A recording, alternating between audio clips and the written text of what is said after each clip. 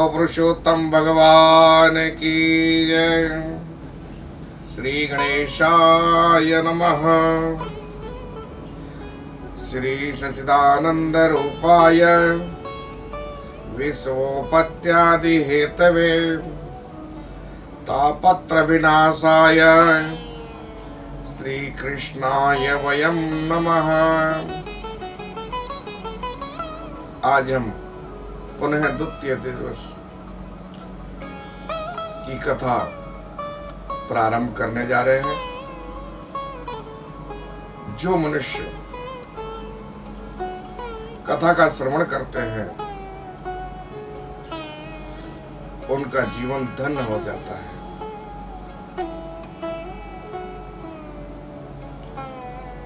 सभी ऋषियों ने नैमिषारण्य तीर्थ स्थान पर और श्री सूत पुराणे जी महाराज का सुंदर आसन बनाया और सबसे ऊपर उनको विराजमान कर दिया, बिठा दिया। फिर सभी ऋषि मुनि सूत जी से कहने लगे, हे सूत जी महाराज, आपने जिस कथा को सर्वश्रेष्ठ सार रूप विचार कर रखा है, वो कथा कौन सी है जो भवसागर से पार उतारने वाली? ऐसी कथा जो मनुष्य के जीवन के ताप, पाप और संताप को दूर करने वाली, कृपा करके आप हमें श्रवण कराइए। सूत जी महाराज कहने लगे, आपको ऐसी कथा मैं अवश्य सुनाऊंगा। मैं सभी पुण्य तीर्थों का भ्रमण करता हुआ सभी देशों में गया, जैसे कि हस्तिनापुर,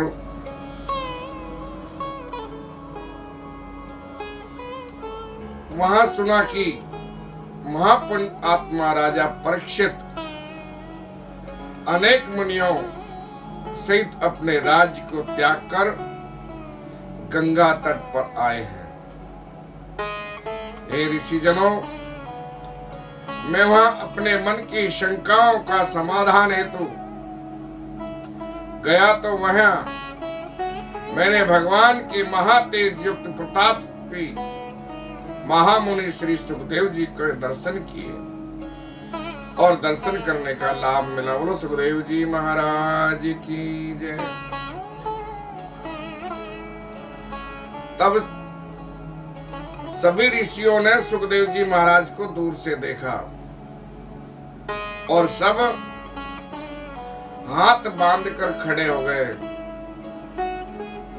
और सुखदेव जी महाराज को नमन करने लगे और सुंदर एक आसन बिछाया और सुखदेव जी महाराज को वहां पर विराजमान कर दिया। देखिए, सुखदेव जी महाराज ने और श्रीमद् भागवत की कथा सुनाई थी। किसको? राजा परीक्षित को। राजा परीक्षित को श्राप मिला था कलयुग का। कलयुग ये पृथ्वी पर अत्याचार कर रहा था। अत्याचार कैसा? एक गाय थी, उसको मार रहा था। तब राजा परीक्षित वहां से भ्रमण करता हुआ निकला और गाय को मारते हुए देखा तो कहा, अरे दुष्ट, तुम इस गाय को क्यों मार रहे हो, क्यों त्रास दे रहे हो? रुक जा, मैं तेरे लिए अति कठोर दंड दूंगा। तब महाराज कलयुग और राजा परीक्षित के समक्ष जाकर हाथ जोड़कर खड़ा रह हो गया और कहने लगा, महाराज मैं राजा आपसे क्षमा चाहता हूं। हे राजन, सत्युग था जब मनुष्य सत्य से जीते थे। त्रेता युग आया तब मनुष्य तप करके जीते थे। द्वापर आया तब दान से पुण्य एकत्रित करते थे। पर महाराज, मैं कलयुग हूं। द्वापर गया और कलयुग का आगमन हुआ। अब बोले तुम मेरे राज्य से निकल जा। महाराज, पूरी सर्वत्र नौखंड पृथ्वी पर आपका ही राज्य, मैं कहां जाऊंगा। मैं क्षमा चाहता हूं, आप मेरे को स्थान बताएं। महाराज कहा कि मैं कलयुग हूं। कलयुग केवल नाम आधारा, सुमर सुमर नर उतर ही पारा। कि महाराज, अगर तप नहीं करेंगे, दान नहीं करेंगे, धर्म नहीं करेंगे, मैं वो कलयुग हूं। मेरे रहते हुए कोई भी अपने मुखार बिंद से एक बार भगवान श्री राम का नाम ले लेगा तो भवसागर पार हो जाएगा। राजा परीक्षित को ऐसे मीठे मीठे वचनों में फंसाकर और कलयुग ने अपना प्रभाव जमा लिया। राजा ने सोचा भैया तप नहीं करना पड़ेगा, दान नहीं देना पड़ेगा, सत्य नहीं बोलना पड़ेगा, इतना अच्छा भगवान का नाम लेने से भवसागर पार हो जाएगा। बोले हाँ महाराज, मेरा ऐसा प्रभाव है, मनुष्य नाम ले ले खाली मात्र, उससे उसका बेड़ा पार हो जाएगा। राजा परीक्षित उसकी मीठी मीठी बातों में आ गया और कहने लगा कि महाराज आप मेरे स्थान दीजिए। राजा परीक्षित ने कहा कि जाओ, जहां मद्रालय हो वहां जाकर बैठ जाओ, जहां जुआ खेलते हो वहां जाकर बैठ जाओ, वेश्यालय में बैठ जाओ। महाराज, आज कलयुग है, दूध की दुकान पे कम भीड़ मिलेगी, मद्रालयों में लाइन लगी रहेगी। कलयुग का प्रभाव है। दूध है वो सत्युग का प्रतीक है और मदिरा है वो कलयुग का प्रतीक है। तो कलयुग फूला फल रहा है। झूठ पाखंड सब जगह फैला हुआ है। राजा परीक्षित ने उनको देख कह दिया। फिर कलयुग हाथ जोड़ के और खड़ा हो गया। महाराज एक स्थान और दे दिए। बोले कौन सा? बोले स्वर्ण में। महाराज आज सोने का भाव देखो दिन प्रतिदिन बढ़ता जा रहा है। राजा परीक्षित ने खुद से कर दे दिया, चलो ठीक है आपको स्वर्ण में भी निवास देते हैं। जैसे ही स्वर्ण में प्रवेश किया राजा परीक्षित के मस्तक पर और सोने का मुकुट था। कलयुग बैठ गया। जब कलयुग बैठा तो राजा की बुद्धि भ्रमित हो गई। राजा श्रृंगी ऋषि के आश्रम में गया और वहां जाकर उन्होंने महात्मा श्री से कहा, मैं राजा परीक्षित हूं, आप मेरे लिए जल पिलाइए। महाराज श्री समाधि में थे। समाधि में रहकर राजा की कोई बात नहीं सुनी। तब राजा परीक्षित ने कलयुग तो मस्तक में बैठा था। तब उन्होंने एक बाण लिया और एक मरा हुआ सर्प उनके गले में डाल दिया। बोलो बाल कृष्ण भगवान की जय। कलयुग ने अपना चमत्कार दिखा दिया। अब तो जो ऋषि थे उनके पुत्र को मालूम चला कि मेरे पिता का अपमान किया है राजा परीक्षित ने। उन्होंने जल में हाथ में लेकर और राजा परीक्षित को श्राप दे दिया कि राजा परीक्षित, मैं आपको श्राप देता हूं कि 7वें ही दिन आपकी मृत्यु हो जाएगी। बलवान कृष्ण भगवान की। समय ऋषि को मालूम पड़ा और पुत्र से कहा, अरे पुत्र, तुमने राजा को श्राप दे दिया। वो राजा प्रतापशाली है, धर्म की रक्षा करने वाला है, गायों की रक्षा करने वाला है, ब्राह्मणों की रक्षा करने वाला है। ऐसे राजाओं को श्राप दिया नहीं जाता कि 7वें ही दिन तुम्हारी मृत्यु हो जाएगी। राजा के वहां गए और कहने लगे कि हे राजन, मेरे पुत्र ने आपको श्राप दिया है कि आपकी मृत्यु 7वें दिन होगी, आप कोई उपाय कीजिए। तब राजा परीक्षित के मस्तक से वो मुकुट हटा, बड़ा प्रायश्चित किया कि मैंने महात्माओं का अपमान किया है, इसका प्रायश्चित कैसे हो। अपनी मृत्यु से बचने के लिए राजा परीक्षित ने भगवान श्री कृष्ण की कथाओं का श्रवण किया। किनके द्वारा? सुखदेव जी महाराज के द्वारा। और श्रीमद् भागवत महापुराण सुखदेव जी महाराज ने सुनाई। आज वही सुखदेव जी महाराज श्री पुरुषोत्तम मास की जितना भागवत 7 दिन में मुक्ति दिलाने वाली है, ऐसे ही प्रतापशाली, पुण्यशाली और भाग्य को उदय करने वाली श्री पुरुषोत्तम मास की कथा है। जो मनुष्य भगवान श्री पुरुषोत्तम मास की कथा श्रवण करते हैं, उनका जन्म दोबारा इस पृथ्वी पर नहीं होता, उनको मोक्ष की प्राप्ति होती है।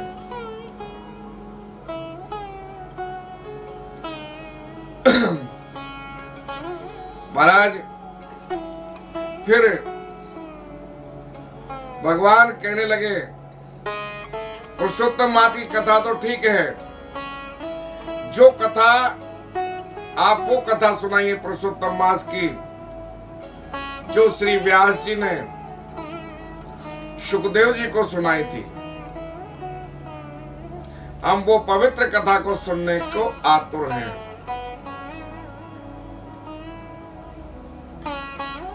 तब नारद जी महाराज भगवान श्री नारायण की निवास स्थली पर पहुंच गए। नारद जी ने भगवान नारायण को साक्षात दंडवत प्रणाम किया और हाथ जोड़ के भगवान की स्तुति करने लगे। कृष्णाय वासुदेवाय हरे परमात्मने प्रणत क्लेश नाशाय गोविंदाय नमो नमः। देवादिदेव जगतपति, जगत के स्वामी, कृपा सिंधु, मैं आपको प्रणाम करता हूं। आप हमें वो कथा सुनाइए जो मनुष्य कुटुंब में रहकर और मोह के जाल में फंसा हुआ है। देखिए, आदमी को सबसे बड़ा क्या है? मोह जाल। आदमी मोह में फंस जाता है, स्वार्थ में फंस जाता है, तब निश्चित ही समझ लीजिए कि इस मोह से, कुटुंब के मोह से कोई भी नहीं निकल सका। जब जीव पैदा होता है तब एकदम पवित्र रहता है। जैसे बरसात पड़ती है, बरसात का जल सब जगह गिरता है, सब जगह गिरता है। नदी में गिरेगा तापी में तो वो तापी जल हो जाएगा, गंगा में गिरेगा तो गंगा जल हो जाएगा, तालाब में गिरेगा तो तालाब का जल हो जाएगा, और महाराज गटर में गिरेगा तो दुर्गंध मारेगा। ऐसा ही मनुष्य जीव है, जीव जन्म से शुद्ध रहता है, पर परिवार में आके पहले तो गर्भ में होता है, तब तो भगवान को कहता है, हे प्रभु परमात्मा, मैं आपकी आराधना करूंगा, मैं आपकी सेवा करूंगा, मैं आपकी पूजा करूंगा, आप मेरे ऊपर कृपा कीजिए, मैं आपका दास हूं, अनेकों वादे करता है। पर जब ये पृथ्वी पर आ जाता है तो महाराज संबंधों के बंधन में पड़ जाता है। ये मेरे पिता है, ये मेरा भाई है, ये मेरी बुआ है, ये मेरा भतीजा है। वो मोह में फंसकर कहते हैं, माखी गुड़ में लिपटी रहे, पंख रहे लिपटाए, हाथ मले और सर धुने, लालच बुरी बलाए। हम आकर और स्वार्थ के प्रति, संबंधों के प्रति लालची हो जाते हैं, मोह के प्रति। और ये मोह से निकालने वाला कौन है? एक नारायण। नारायण ही हमको इस बंधनों से दूर कर सकता है। नारायण की कथा ही इस बंधनों से हमको दूर कर सकती है। महाराज वृंदावन में एक संत थे। वो संत 84 कोस की परिक्रमा दे रहे थे पैदल पैदल। जटाएं ऐसी कि महाराज नीचे लटके, महाप्रतापशाली तेजस्वी। जब वो संत ब्रज में करील के पेड़ जाता है, कांटे वाले, जब वो संत परिक्रमा करते करते एक करील के पेड़ के वहां गए, उनकी जटाएं वो करील में अटक गई। जटाएं अटक गई तो संत महाराज वहां बैठ गए आसन लगा के, श्रीमन नारायण नारायण नारायण। जब वहां बैठ गए, ब्रजवासी कहने लगे, भैया महाराज जी, स्वामी जी, हम आपकी जटाओं को सुलझा देते हैं, कृपा करो। संत ने कहा, दूर रहिए दूर रहिए, जिसने जो जटा अटकाई है वही मेरी जटाओं को सुलझाएगा। महाराज संत महाराज बैठे रहे और भगवान का स्मरण करते रहे, हे गोविंद हे गोपाल, हे गोविंद हे गोपाल, राधे राधे। भगवान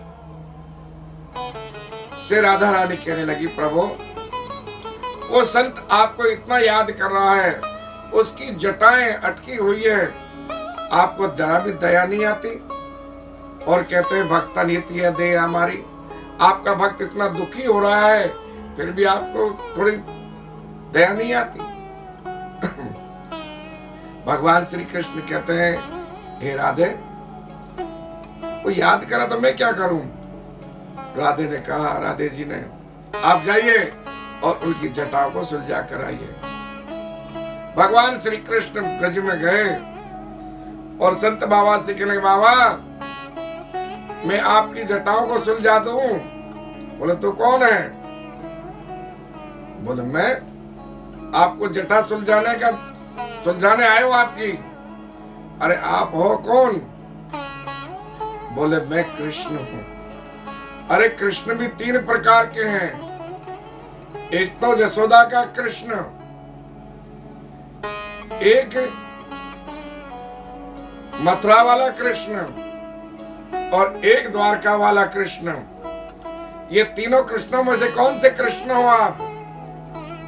बोले, बाबा मैं द्वारका वाला कृष्ण हूं। बोले, मेरे लिए नहीं सुलझवानी जटा, मेरी जटा तो नंद बाबा का कृष्ण ही मेरी जटाओं को सुलझाएगा। बोलो बाल कृष्ण भगवान की जय।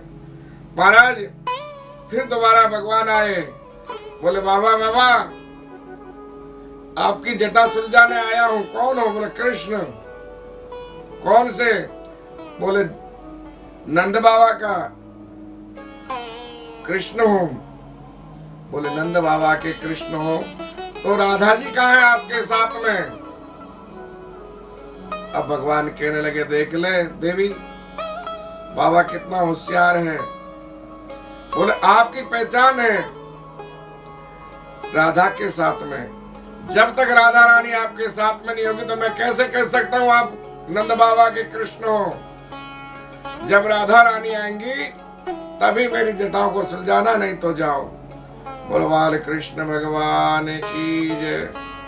महाराज राधा रानी को आना पड़ा और संत महाराज की जटाएं सुलझाई भगवान ने, और भगवान श्री कृष्ण ने उस संत को दर्शन दिए। महाराज हम इस संसार में आके पड़े हुए हैं, जीवन व्यतीत कर रहे हैं, ऐसे उलझे हुए हैं जैसे संत महात्माओं की जटा करील में उलझ गई हो। महाराज ये भगवान श्री पुरुषोत्तम मास का व्रत और कथा ऐसी है कि इसको श्रवण करने से मनुष्य मात्र के सभी उलझे हुए काम सुलझ जाते हैं। बोलवा के बिहारी लाल की जय।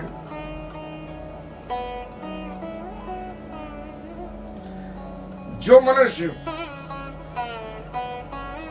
पुरुषोत्तम मास की कथा श्रवण करता है या कराता है, उनको यश की प्राप्ति होती है, कीर्ति की प्राप्ति होती है, और पुत्र की भी प्राप्ति होती है, और मोक्ष की प्राप्ति होती है। नारद पूछने लगे, हे भगवान ये तो आपने बड़ी अद्भुत बात कही, कृपा करके सविस्तार इस कथा को सुनाइए।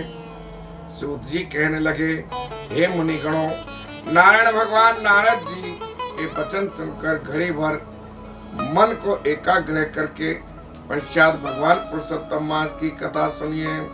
देखिए कथा श्रवण करने का एक ही तत्व है, मन को एकाग्र करना। वो कहते हैं राम नाम सबको कहे, दशरथ कहे न कोई, एक बार दशरथ कहे कोटि यज्ञ फल होए। महाराज राम जी के पिताजी दशरथ के नाम लेने से, एक बार लेने से और कोटान कोटि यज्ञों की प्राप्ति होती है, ये सत्य है नहीं। हमारा शरीर है, इसमें 5 ज्ञान इंद्रियां हैं और 5 तत्व इंद्रियां हैं। ये 10 इंद्रियों को, 5 ज्ञान इंद्रियों को, आंख, कान, नाक, मुंह, ये 5 इंद्रियां हैं, और 5 तत्व अग्नि जल वायु पृथ्वी और आकाश। इनको एक स्थिर करके और हम भगवान का स्मरण करते हैं। ये 10 ही इंद्रियों से और तत्वों से हमारा शरीर बना हुआ है। इस पर बैलेंस पाना बहुत ही कठिन है, परंतु जो मनुष्य इस पर विजय पा लेता है उसी का नाम दशरथ है। पर मनुष्य क्या करता है, मन तो कहता है भैया वहां जाना है, पहाड़ पर चढ़ना है, और पहाड़ पर जाने के लिए शरीर को तकलीफ होती है। बराबर आदमी ने सोचा बढ़िया पके पके आम है, मैं आम खा लेता हूं, आम खा लेता हूं। महाराज आम के पेड़ के वहां पहुंच गया जीव, पहुंचा, मैं तोड़ लेता हूं, तोड़ लिया, तोड़ के धो लेता हूं, धो लिए, और फिर सोचा मैं खा लेता हूं। उसने खा भी गया आम को। अब महाराज भोगना किसको पड़ेगा? आम के बगीचे का मालिक आया और बोला तुमने आम तोड़े हैं? बोले हाँ। महाराज 2 डंडे पीठ पे फटकारे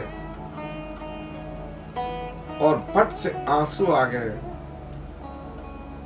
महाराज गुनाह किसने किया? आंखों ने आम को देखा, हाथों ने तोड़ा, पानी में धोया आम को, खाया, डंडे किसको पड़े? पीठ को। आंसू कहां से निकले? आंखों से। जो महाराज देखा था उसी को भोगना पड़ा। लास्ट में आंखों ने देखा था तो आंखों से ही आंसू निकले। ऐसे ही हम इस संसार में आए हैं तो हमको ही भोगना पड़ेगा, न कि किसी दूसरे को। करेगा सो भरेगा। आंखों ने देखा था, आंखों को दंड मिला, बीच में पीठ को भी मिला, परंतु शरीर तो गया था वहां तक, गए का दोष मिला उसको। पर जो आंखों ने देखा था तो आंखों के में से आंसू निकले, पानी निकले। ऐसे ही हम इस पृथ्वी पर आए हैं तो भोगना हमको ही पड़ेगा। पर इस बंधन से मुक्ति दिलाने वाला एक ही व्रत है, एक ही कथा है, वो है श्री पुरुषोत्तम मास की। पुरुषोत्तम भगवान हमको सब तरह से सफलता की प्राप्ति कराएंगे। नारद जी बोले, इस स्वामियों, चैत्र मास का बहुत बड़ा महत्व है, कार्तिक मास का बहुत बड़ा महत्व है, पर यह पुरुषोत्तम मास कभी सुना नहीं है। सो कृपा करके मुझे ये बतलाइए कि ये पुरुषोत्तम मास क्या है। पुरुषोत्तम मास को सब मलिन कहते हैं कि मल का मास है। ये मल मास नहीं है। मल मानी मैल, मतलब हमारे एक बर्तन पड़ा हुआ है, किसमें? पानी में। वो बर्तन भी किसका है? लोहे का। लोहे का बर्तन पड़ा हुआ, उसमें जंग लग गई है। वो जंग उस पानी में से निकालेंगे, वो जंग छूट जाएगी तो पेवर लोहा हो जाएगा। ऐसे ही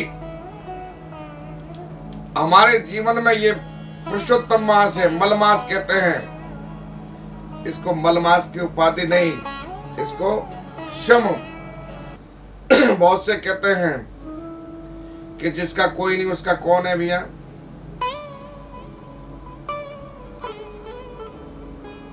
जिसका कोई नहीं उसका कौन है? देखिए, जिसका कोई नहीं उसका भगवान है। सभी मासों ने कहा हम सबके देवता हैं, पर मलमास कहने लगा तुम्हारा कौन देवता है? तब साक्षात भगवान श्री हरि विष्णु पुरुषोत्तम भगवान कहने लगा कि शम, मैं मलमास का देवता हूं, और जो मलमास में मेरी आराधना करेंगे, मेरा पूजन करेंगे, मेरा बंधन करेंगे, उसको मैं मुक्ति अवश्य दिलाऊंगा। बलवाल कृष्ण भगवान की जय। दूसरे दिन की कथा को यहीं विराम देते हैं। पुनः तीसरे दिन की कथा कल प्रारंभ होगी। हरे राम